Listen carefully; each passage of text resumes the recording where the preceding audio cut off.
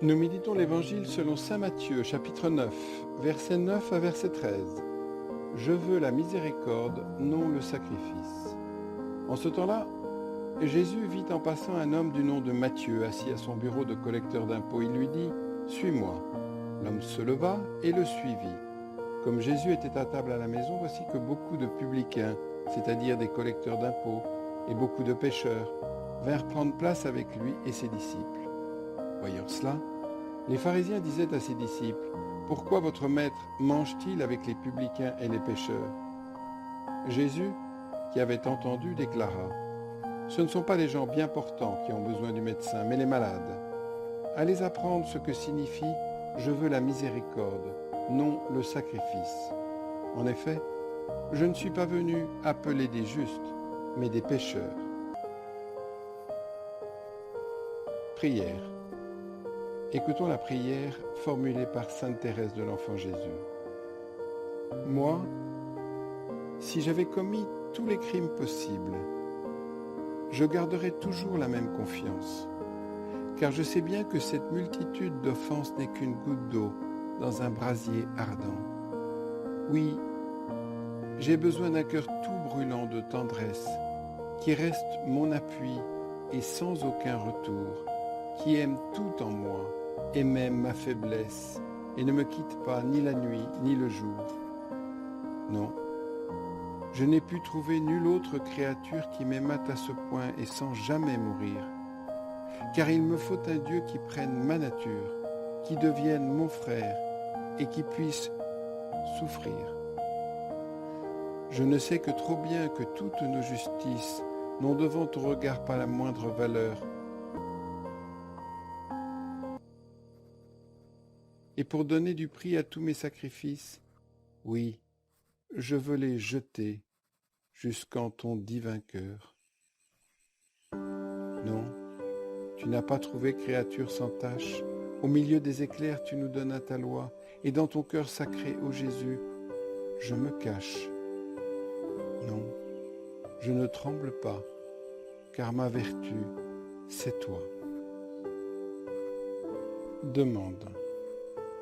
Seigneur Jésus, que ta miséricorde transforme mon cœur et ma vie.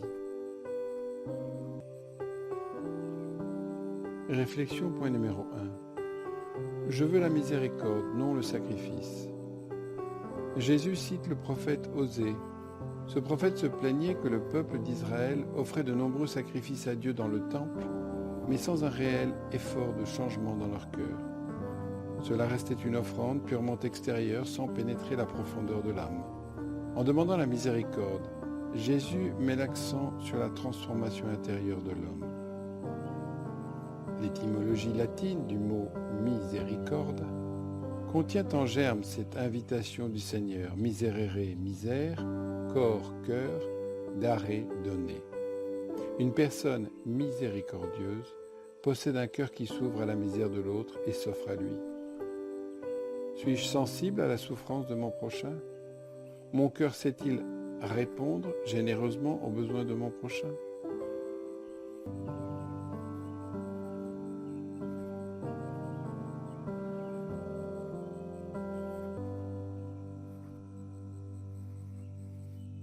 Point numéro 2.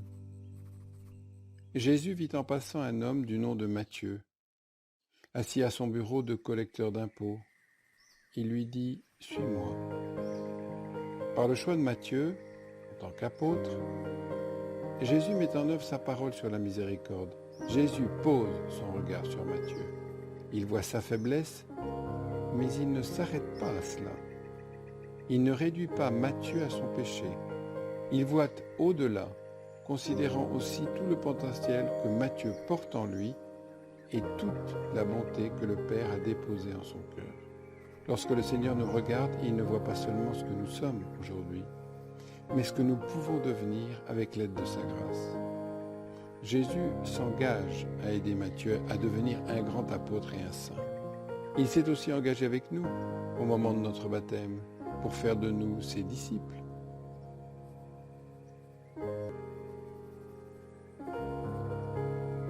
Point numéro 3. L'homme se leva et le suivit. Le Seigneur attend notre réponse. Nous devons, comme Matthieu, nous lever et le suivre. Est-ce que je me laisse interpeller et transformer par sa parole, par la prière et par les sacrements? Ayant pris la route avec le Seigneur nous envoie, comme Matthieu, pour aller à la recherche des brebis perdues. En effet, je ne suis pas venu appeler des justes, mais des pécheurs. L'Église n'est pas un club pour les gens bien portants. Elle est un rassemblement de pécheurs qui cherchent la guérison et le salut.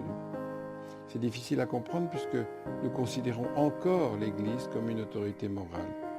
Comment concilier l'enseignement moral de l'Église et l'état de pécheur de ses membres? Nous entrons dans l'Église par la miséricorde du Seigneur. Ce n'est pas quelque chose que nous méritons. Nous cheminons en tant que pécheurs vers l'idéal de l'Évangile avec la confiance que le Christ, malgré notre faiblesse, nous relèvera et nous transformera.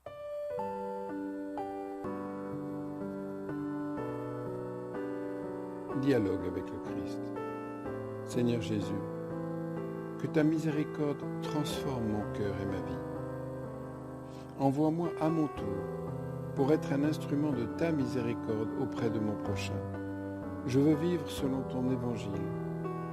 Purifie-moi, fortifie-moi. Ce n'est que par ta grâce que j'y parviendrai. Résolution. Poser un geste de miséricorde envers mon prochain aujourd'hui.